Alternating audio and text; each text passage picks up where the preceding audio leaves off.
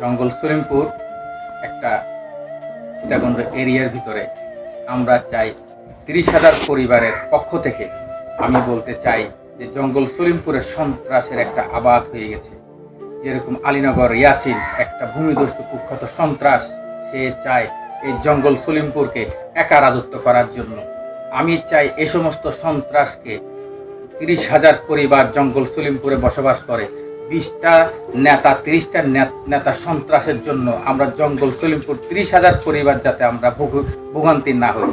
আমি সরকার মহোদয়কে বলবো, 30,000 পরিবার থেকে বলবো, যেখানে সন্ত্রাস পাবেন সেখানে সন্ত্রাসগুলা ধরে আওতায় ওদেরকে ধরিয়ে দেন। রাতের বেলা আলীনগর ইয়াসিনের লোক পাহাড় থেকে নেমে মানুষের ঘরে অত্যাচার করে, নির্যাতন করে। যদি ছিন্নমূলের কোনো লোক যদি দেখে তাদেরকে মারধর পিটিয়ে লাঞ্ছিত করে।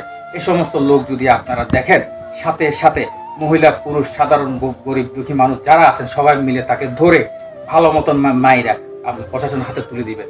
আমি সরকার মহোদয়কে বলবো, এই জঙ্গল সলিমপুরে একটা শান্তি প্রিয় একটা এলাকা যাতে ঘোষিত করা হয়, 30,000 পরিবারে যাতে মুখে হাসি ফুটে দেয়, যাতে পূর্ণ বাসন যাতে দিয়ে দেয়। আমাদের জঙ্গল সলিমপুর বহুত কষ্টের বিনিময়ে জঙ্গল সলিমপুর সাধারণ খেটে খাওয়া মানুষ খুব কষ্টের বিনিময়ে ইট ভাঙে, ঠেলা গাড়ি রিক্সা ভ্যান চালায়, মাটি কাটে দিনমজুরিরা। তারা চায় একটা শান্তি, তারা চায় একটা বসতি, এক রাত যাতে ঘুমাতে পারে। সারা দিন বাইরে থেকে কাজ করে আইসা যদি আমরা এখানে শান্তিপ্রিয়ভাবে ঘুমাইতে না পারি সন্ত্রাসের জন্য, আমরা কিন্তু এই খেটে খাওয়া মানুষ বাংলাদেশ জাতীয়তাবাদী বিএনপির আমরা সৈনিক, আমরা ধানের শীষে ভোট দিয়েছি।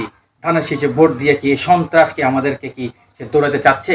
আমরা তো আমরা পক্ষে, বাংলাদেশ জাতীয়তাবাদী বিএনপি সরকারের পক্ষে। আমরা চাই একটা পূর্ণ বাসন, আমরা চাই এই জঙ্গল সলিমপুর একটা শান্তি, আমরা চাই একটা জঙ্গল সলিমপুর